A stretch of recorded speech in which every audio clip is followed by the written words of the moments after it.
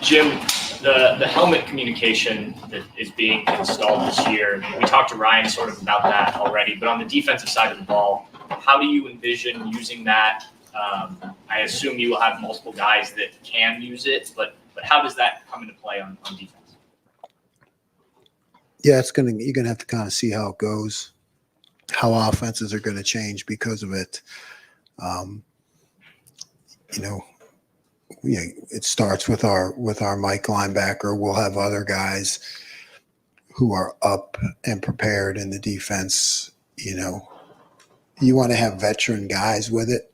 So there's some organization to it that guys have to have extra helmets. If one guy's out of the game, the other guy has to be ready to put his comms on. So there's some details to it. We're working through it. Deep right, Dave Holmes, WSYX. Hey, Jim, Chip Kelly said in the first 7 or 8 practices that your defense was whipping his tail. I'm curious, is that the way you would assess it? And what did you see in those battles? No, I would, that's kind, but, it's a battle every day. I mean, you got offense, great receivers, a good running game. It's just a battle every day. It's back and forth, and iron sharpens iron, and everybody's challenging each other and trying to get better. Fifth row right, Spencer Holbrook, Letterman row. Jim Ryan said that Arvel Reese was the defensive player of the game on Saturday in the scrimmage. What have you seen from Arvel that's propelled him to earning something like that? And do you think that he can help you guys? Yeah, I think he can help. Arvel has made great strides since he's been here, and when he's on the attack and he's playing downhill, he's really as good as anybody. He makes plays. Now, there's a lot that goes into – right now he's working at the Mike linebacker. There's a lot that goes into that. There's a lot of details of the game and formations and checks. And, he's constantly getting better at that. But when he's on the attack, he's really good. Fourth row middle, Tony Girdman, Buckeye Huddle. Jim, ideally, you'd like to have your Will and Mike be interchangeable if they can. Are Sonny and CJ to that point yet, given their relative experience? To be able to move to the Mike position? We haven't done much of that, a little bit here and there, just to get them ready for it. We'll have to see. We'll have to see about that because both those guys also play our Sam position. So sometimes there's three guys in the game. So you don't want to overload them with too much so that they become, hesitant. So we haven't done that a whole lot. Right in front of him, Dan Hope, 11 Warriors. Jim, what have you seen from the defensive side of the ball and Will Howard over the last 2 weeks that enabled him to emerge as a starting quarterback? Well, he's making all the throws. I mean, he's stands in the pocket, got great vision, arm strength. We got great receivers. He's putting the ball in places where only the receiver can catch it. So, to me, it's not just the arm strength, but he's making the pinpoint passes too. Tim May, the Tim May podcast. Yeah, going into Saturday, what's your biggest question going into Saturday scrimmage that you'd like to see maybe answered about your defense? If you follow what I'm saying there, is there still something glaring out there in your mind? Sure. It goes back to safety depth. I think I've mentioned it before, but we feel good about our starters, but they're the guys behind there with Malik and really McLean has really emerged, as a guy who's going to have to be ready to play. But you got kind of two guys that are unproven and still learning, and like every day in practice is a learning experience for them and a challenge, particularly if they get to go against our best receivers, so that's our safety depth needs to come along. Austin Ward, podcast. Jim, 2 weeks ago, you said something similar about the nickel spot. Do you feel better with Lorenzo being back out there? Do you still feel that's a work in progress to find somebody behind Jordan? Have your thoughts changed since 2 weeks ago? Yeah, having Lorenzo back has really to me, up the level of that second defense. I think he's talented, so I think he's emerging as a guy we can count on. Fourth row right, welcome to the beat, Stefan Kroshnik from Cleveland.com. Whether it be in the practices or the scrimmage you guys just had, what kind of stands out to you about Chip's offense and what makes it difficult to defend? Well, he's, all kinds of things. I think very talented in the run game and the calls and keeping you off balance. And, the more our quarterbacks are learning what he does, you can see how they make adjustments because every defense has holes, and he's really good at finding it and challenging you to try to cover everything when we all know that's not possible. So, it's just him kind of being able to find where your weaknesses are. And as the quarterbacks learn things, it's showing up in practice. Third row left, Andy Andrews, 11 Warriors. From that second wave of defensive linemen, who's been making the most noise and catching your eye the most in these practices here? I'll tell you what, I think they've all been doing well. Caden McDonald, he shows up all the time. Curry and KJ and Mitch Melton, I think, are all extremely capable.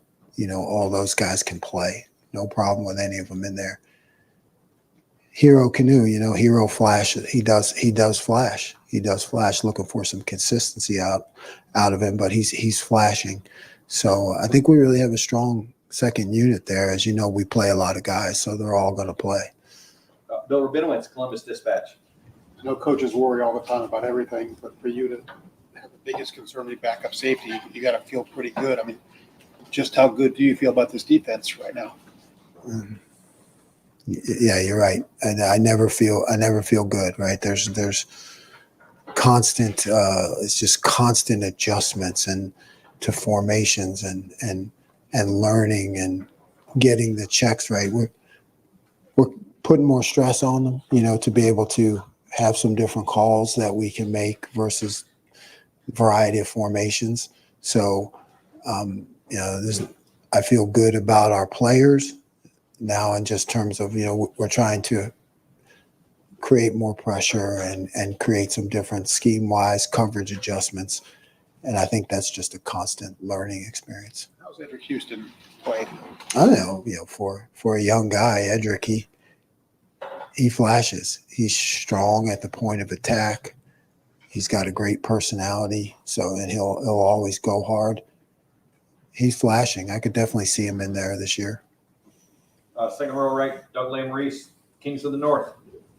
Jim, you've been coaching for a while. I'm not asking you to get out over your skis, but just when you're watching that scrimmage on Saturday, coaching that scrimmage, just both sides of the ball, the talent, the players, the opportunity, the potential to just get a vibe of like what this team has a chance to be.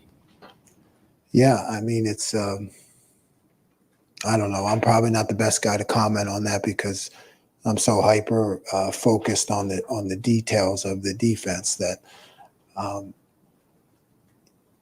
if the offense makes a good play, then I'm blaming myself and trying to figure out what happened and fix it. So but I know that we have a lot of talent. We have a lot of great guys. We got a great attitude. Guys are coachable. So, when you're in the middle of it, you don't ever really step back and take a look at it. You just keep trying to push and push. Got time for one or two more. If I missed someone, Stephen Means, Cleveland.com. I don't know if you've ever asked you, but you're not in a room anymore. You don't have a designated position anymore. And I think when you were brought in here, it was kind of a thing of like you're kind of this mad scientist kind of guy. How much has that freed you up to maybe be more creative and come up with some of the looks that you've kind of been hitting at really since back in the spring? How much more creative have you been able to be in coming up with stuff since you're not necessarily in charge of a room? Right. I think it gives me, I get to kind of move around the rooms. So I get to see how those things are being implemented. A lot of the creativity happened during the summer and the off season. You're able to hire James and he can take that over, and that really freed me up. Back in that all off season to kind of look at everything and come up with some new ideas. really don't want to be creative week to week. You want to have all of that in camp and just kind of be able to pull from it. So a lot of that stuff came in the off season, but having James really freed me up.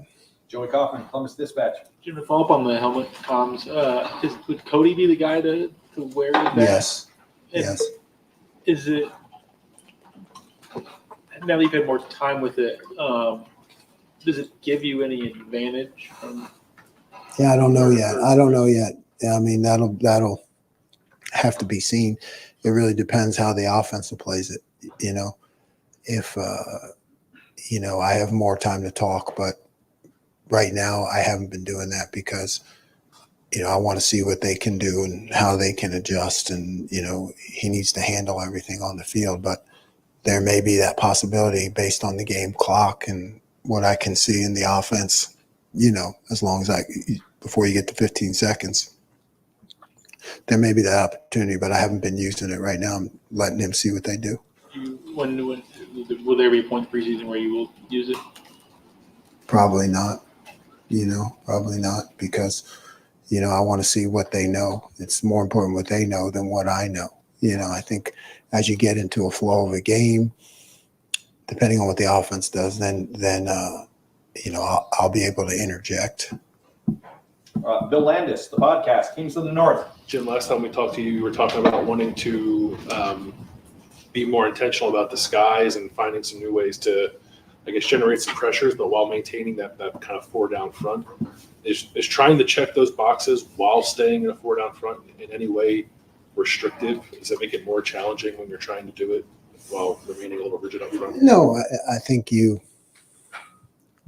take what you're doing and, that's my job to find the different ways to do it. If you're in a different package, you go from there, but I don't think it's restrictive at all. It just is who we are. And final question, Andy Baxter from Letterman Row. Jim, you touched on Malik and needing him to step up at safety. What have you seen from him this summer? I know he missed a lot of spring. Where has he kind of grown in year 2 so far? He's growing in confidence. He's growing in confidence, and that's a huge thing for a safety because you got to, manage the back end, and you got to be able to play the run and pass and decipher between the two. So for him, it's just all about confidence. He's got the talent, so it's just a matter of reps and confidence. Great. Coach, thank you very much. Thanks, Jim.